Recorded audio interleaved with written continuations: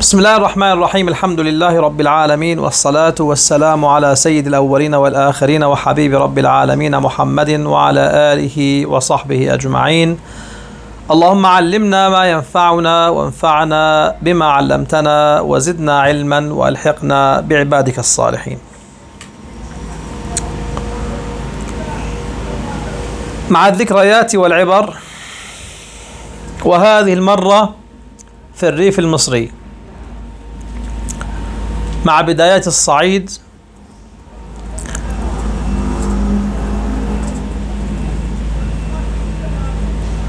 وقد كنت أحب الأسفار وأحب التعرف على الأماكن الجديدة ولا أزال. دخلت في تلك البلاد وكنت أرغب أن أسكن في مكان مريح للدراسة بعيد عن الإزعاج، وأحب الطبيعة النقية والمناظر الجميلة. هذه عادتي وهذه طريقتي، ولا أحب الأماكن المزدحمة مهما كانت مدنا فارهة. استأجرت بيتا في قرية يقال لها المنوات في الريف المصري.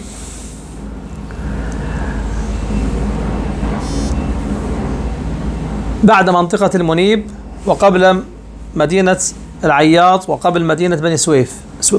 يعني هي أولا يوجد منطقة اسمها أبو النمرس هكذا على ما أذكر، ثم تأتي المنوات، ثم بعد ذلك البدرشين، ثم العياط، إلى أن تصل إلى بني سويف. المهم، أخذت بيتا كبيرا واسعا كأنه ملعب، في إطلالات رائعة. من جهة اليمين كنت أرى الأهرامات، ومن جهة اليسار أرى بساتين النخل، ومن الجهة الثالثة أرى الترعة ومنظرا جميلا، والحياة رخيصة جدا، والبيت رخيص بنصف أسعار القاهرة آنذاك. وكان الجو مريحا وهادئا ومناسبا جدا للراحة والدراسة. العبرة ليست هنا. دخلت في بيوت الناس وتجولت في الأماكن، فوجدت فقرا لم أرى مثله أبدا. صور لا تزال مرسومة في الذاكرة، يعني لا أدري كيف يستطيعون الحياة بهذه الطريقة. مهما كنت فقيرا، ثق تماما، مهما كنت فقيرا لن تصل إلى الحد الذي رأيت.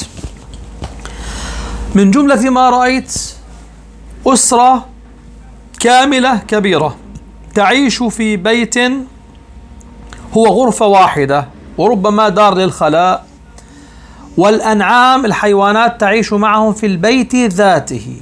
البقرة تعيش معهم أو ربما في الأطراف، لكن تبيت لا محالة والبط والدجاج يعني يطير من هنا وهناك في غرفة واحدة. هذا رأيته، والغرفة يعني عبارة عن حفرة تنزل إليها حتى ترى. أذكر مرة، وليس على سبيل المن وليس شيئا يمن، قبل أن أغادر اشتريت أشياء ثمينة، معدات يعني كلفتني كثيرا، وأنا طالب بحاجة للنفقات، فبعتها، عرضتها للبيع. جاء شخص يريد أن يشتري الثلاجة، براد. رأيت فيه فقرا لا يوصف، يعني الثياب ربما لا يملك غيرها، الحذاء الذي يلبسه يعني ربما نستحي أن نلبسه في البيت.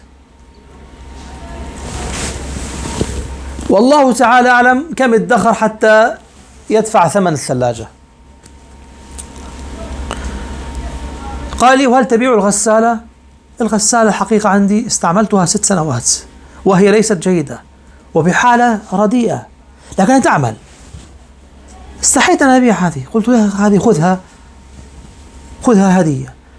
فرح فرحا ما رأيت مثله، رأيت فيه الفرح والسرور العجيب الغريب. وهنا السر الذي أقف عنده: السعادة. وجدت جميع هؤلاء الفلاحين سعداء.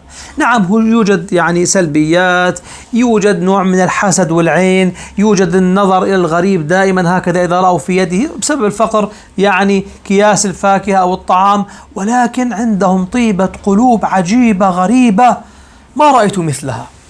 تأتي إلى الرجل المسن تقول له يا حق أين المكان الفلاني؟ كبير السن، أنا ذاك يعني عمري أنا ذاك يعني أقل من 30 سنة وعمره فوق 70. يقول تعال يا ابني فيمشي معي، لا يوصل إلا أن يوصلني بنفسه. دلني يا حق، لا لا أبدا، لابد أن يوصلني بنفسه. وقد تكررت معي هذه الحادثة مرات كثيرة. إذا سألت واحدا عن الطريق فيذهب حتى يوصلك بنفسه. وكلهم غبطة وسرور وسعادة بتلك الحياة البسيطة. واحد منهم يصلح هذه الأدوات الكهربائية، ورجل يعني يبدو عليه الفقر لكنه ما شاء الله يعمل بالنسبة لقومه. كنت أصلح عنده بعض الأشياء، فيقول لي غدا إذا ذهبت إلى سوريا نريد أن نراسلك، أعطني العنوان. يعني بالطريقة القديمة جدا، طريقة المراسلة وهواة المراسلة وبالعنوان والمكتوب، يعني لم يصل لهم قضية الإيميل وقضية الواتساب ونحو ذلك وكذا وكذا. طبعا الواتساب جاء بعد ذلك، لكن الجميع يخيم عليهم الرضا والسرور. تسأل الواحد منهم وربما يظهر في وجهه سوء التغذية، ترى أثر سوء التغذية في عينيه وفي وجهه، ومع ذلك كله سرور. كيف حالك يا فلان؟ يقول كده رضا الحمد لله. يعيشون في سرور وفرح كبير جدا. فالسعادة الحقيقية ليس هي المال. النبي عليه الصلاة والسلام يقول ليس الغنى عن كثرة العرض، ليس الغنى عن كثرة العرض، إنما الغنى غنى النفس. الحقيقة يعني نحن نتكلم عن مثالب ومناقب، وهذه هي المنقبة الغالبة. رأيت أغنياء جدا وقد جمعوا أموالا كثيرة في الاغتراب ونحوه وكذا وكذا، يعني إعارات ونحو ذلك، لكن هذا زادهم تمسكا بالدنيا.